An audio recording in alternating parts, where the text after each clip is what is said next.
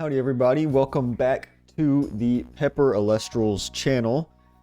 Today we're going to be doing some more math. If you watched my previous video on the solar foretell probabilities, we're going to be doing a bit more of that, but for this new Frost Mill deck that just came out and it's been generating a lot of hype.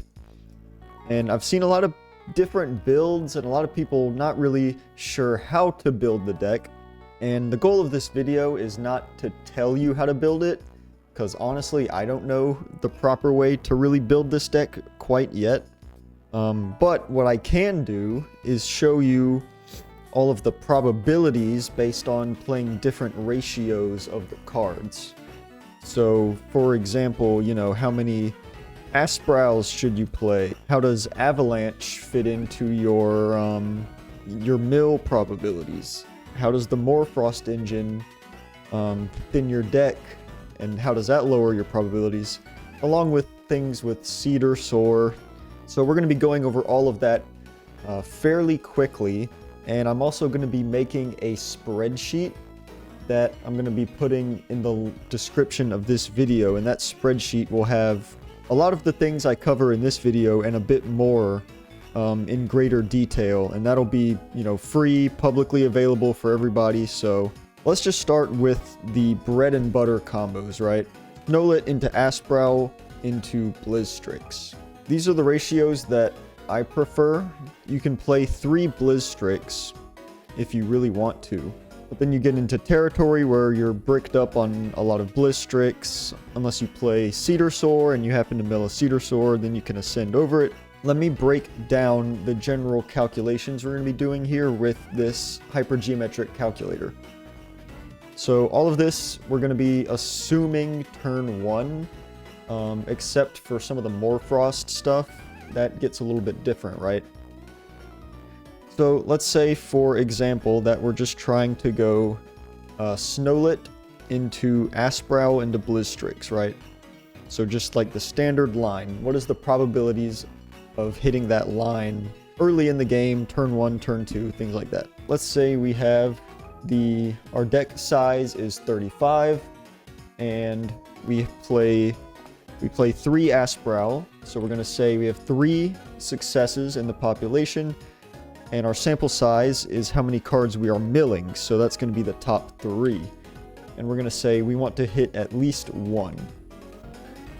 Now you're going to want to pay attention to this bottom number here. This bottom number is the probability of hitting at least one of those options. So you can see just on turn 1 with a Snowlet Mill 3, we're sitting at about a 24% chance to just hard hit an Ascension.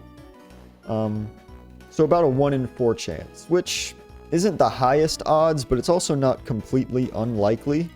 Especially if you have ways you can trigger Snowlet multiple times, then your odds get even better. And if you pair it with things like Avalanche as well, right? So, because Avalanche would let you mill an additional 5, and that adds up to 8. So now our sample size becomes 8 cards. And you can see that if you open Snowlet plus Avalanche, you have about a 55% chance to hit an Ascension off the top. So again, it's not guaranteed. You're going from about, you have a 24% chance up to a 55% chance. It's not the best, but it is doable. Let's say you use Snowlet and you hit the Ascension, right? So now you have the Ascension. And let's say you still have both Blizzstrix left in your deck as well. So now we're going to take our 35, and since we milled 3, we're down to 32.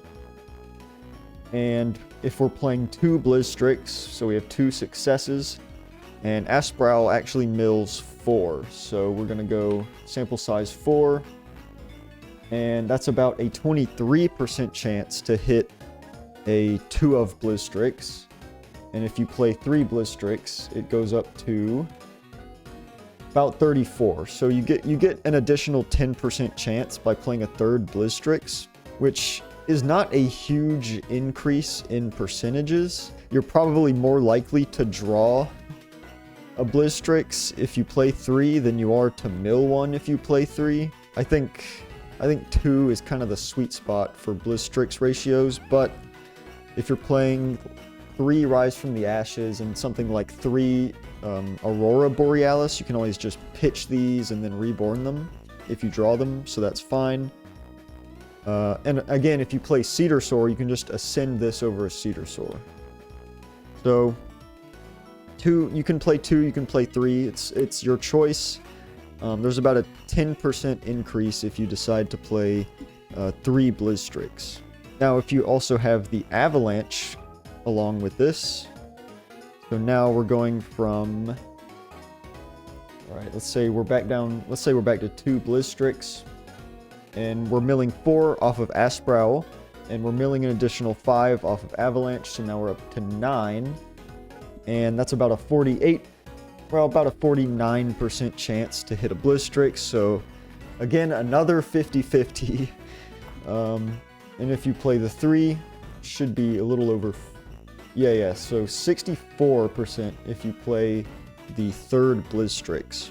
But one thing you have to keep in mind is that if you mill a Blizzstrix off of your Snowlet, then you go down to 2, and then your percentages go back down to being, you know, what they would be if you only played 2 Blizzstrix. So now let's talk about Cedarsaur. So I think Cedarsaur is a super valuable card in this deck because, as you just saw in the last section, the odds of just going Snowlet into Asprowl into Blizzstrix is not particularly high, right? You can do a lot of milling in this deck and then just whiff. Even with Snowlet plus Avalanche, you're still looking at about a 50% chance to find an Asprowl. Now, what Cedarsaur brings to the table is that it's always a good mill no matter what you have on board, because Asprowl can only ascend if you have Snowlet on field.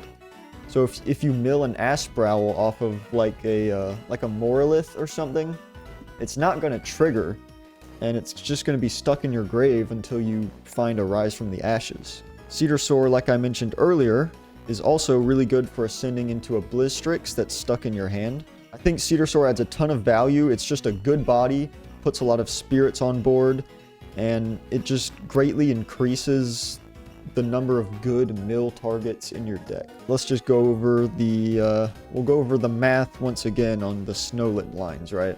Let's say we start with our Snowlet, so we're back at 35, and we're gonna increase the number of successes from 3 to 6. Now, off of our Snowlet, we have 6 targets that we want to mill, which is double than playing just 3 Asprowl. So, right, so we plug this in, and we're looking to mill any of these off of our Snowlet, and it's about a 44% chance to mill at least one of these cards. The odds of just milling the Asprowl was about 24%, so we've raised the bar by a good 20% of hitting a good mill. Of course, this expands with you proccing Snowlet multiple times, and of course if you pair Snowlet with the Avalanche. So now we bring our sample size up to 8, and we're looking at an 81, almost 82% chance to hit a good mill if you combo Snowlet Avalanche. Let's say you hit the Asprowl off the Snowlet, and now you're looking for either the Cedarsaur or the Blizzstrix. So let's say we're down to 32 cards, and now we have 3 Cedarsaur and 2 Blizzstrix, and a sample size of 4 off of our Asprowl. And now we're at about 51% chance of hitting something good. You can notice that just by putting in the Cedarsaurs, we're kind of doubling the odds of us hitting good targets off of our mills. And that also applies, again, to Morlith, which, depending on how many Morlith you play, you're going to be able to just pump these out like crazy. And then Cedarsaur is such a good mill off Morlith, and you just put a ridiculous number of bodies on board. And you can always get the Cedarsaurs out of your hand with something like a Aurora Borealis or a Drops of Leith or something like that. And I guess real quick, we'll go over if you play 2 Cedarsaur. So let's say Snowlet, and then you have 3 Asprowl and 2 Cedarsaur. So we're down to 5 with a sample size of 3.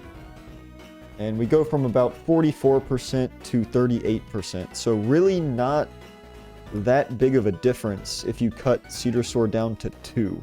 Now the last thing I want to cover in this video is using the Morphrost line to kind of thin your deck and eliminate a lot of those bad mills. So if you're not familiar with Morphrost, they have this card, Lichen Form, which says you can expend a Frost and discard to search your deck for 2 Morphrost that are not Lichen Form. There's many different plays that you can pivot into just by drawing the Lichen Form. Number 1 is that you can just discard it to search 2, and then that gets 2 mills out of your deck, right? So you would basically do all of the calculations I did earlier in this video, but you would drop your, population size down to 33, right? So you can see if you go from a 35 card deck to a 33 card deck, we go from 44 to 46. So just by drawing Lichen Form, you're going to make all of your mills just a few percentages better. Just, barely better. Another line you can go for, let's say you turn 1, you don't really want to go for a big play. What you can do is use the Lichen Form to search for the Indus, and then something like a bat maybe. And then you can play the Indus, and then Indus effect is that you can expend to send 2 Morphrost from deck to grave. So what that's going to do is now send 2 more Lichen Forms to the graveyard, right? So now we drew 2 off of the first Lichen Form, and then we milled an additional 2 off of the Indus form. So we go from 33, and then we mill 2 down to 31, right? And then since that was our normal summon, we're not doing anything with like a Snowlet this turn. So you're gonna pass, right? Maybe set some back row, and then pass, and then it's gonna come back around to your turn, and now we're gonna be looking at a 30 card deck, right? So now, by doing the Indus line, when you play a Snowlet and you mill 3, you now have a 50% chance to hit, your 3 of Cedarsaur or your 3 of Asprowl. So, right, just by getting all of these cards out of your deck on turn 1, it greatly increases your odds, right? Because I think without going for all of that, it was 44%. So just by going for a Morphrost line on turn 1, you're increasing your odds by about 6% to hit a good mill off your Snowlet on turn 2, which is pretty significant, right? Like getting all of this out of your deck is great for your hits. And Indus form also, if you play it turn 1, it pressures your opponent's back row, because if they kill it, it pops a face down rune. So one thing this deck really loses to is cards like Gorgons. So by playing the Indus turn 1, you kind of pressure your opponent to like not swing into it, or else they're going to lose some of their back row. And if it stays on field for a turn, I mean, you can always like ascend over it into like an Asprowl, right? And you should have enough things in grave now to play a Morolith. So Indus puts up a lot of pressure just on its own. The final good thing about the Morphrost is that if you don't want to go for the Indus to mill 2, you can just add Bat and Scorpio, which is a really solid combo, because So what Scorpio does is when you cast it, you can discard a Morphrost to basically make an opponent's Elestral's defense 0 until the end phase. And then during the end phase, you can expend 2 to destroy that Elestral.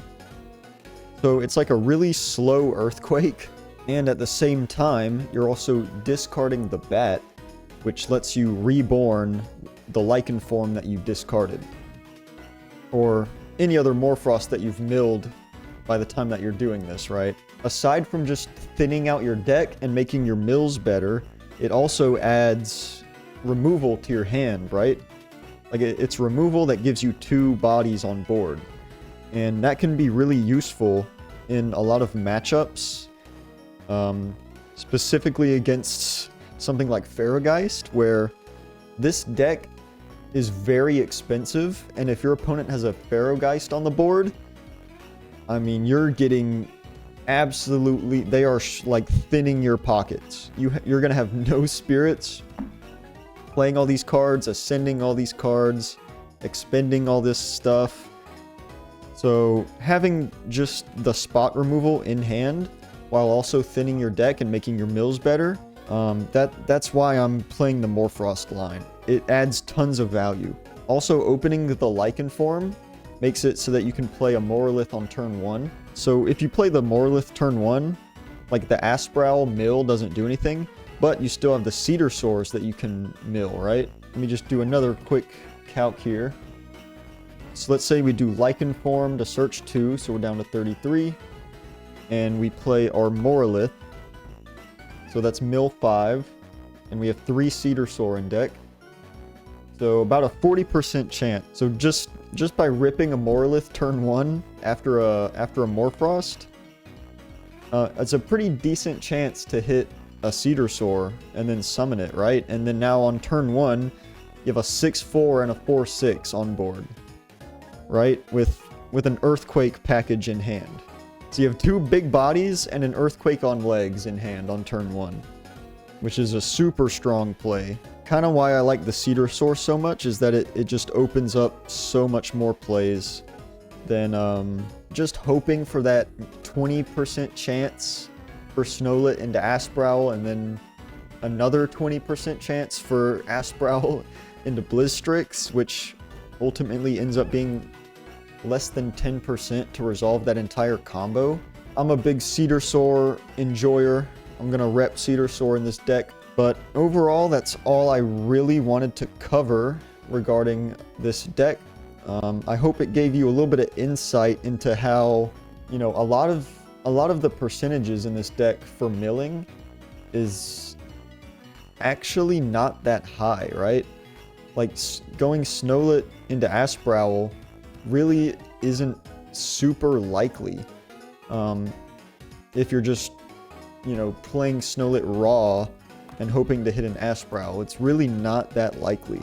So you kind of have to do some setup beforehand with things like the Morphrosts or you know, maybe drawing an Avalanche as well.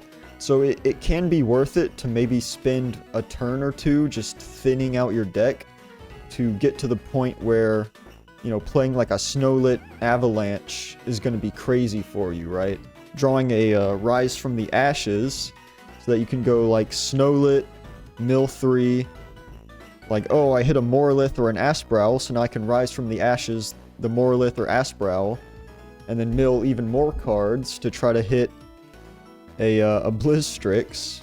All the while you still have Cedarsaurs in your deck that you're looking for as well. So I think this deck is, it's really cool, but it's not quite on the level of of a deck like Tearlament or Lightsworn if you're a Yu-Gi-Oh player, where, you know, you have like a 90% chance to hit a good card every time you mill 3. Whereas in this deck, you have anywhere from like a 20% to a 50% chance of hitting a good card every time you mill 3. So it's really not all that consistent. When you hit, you hit. Because this game is not that fast. And if you can get like a Morolith, Blizzstrix, Cedarsaur out on turn 2 or 3, I mean, you're probably winning that game, right? So that's it for my Blizzstrix overview. I'm going to put the spreadsheet down in the description, as well as the link to this calculator that I'm using over down this way. But with all that, peace.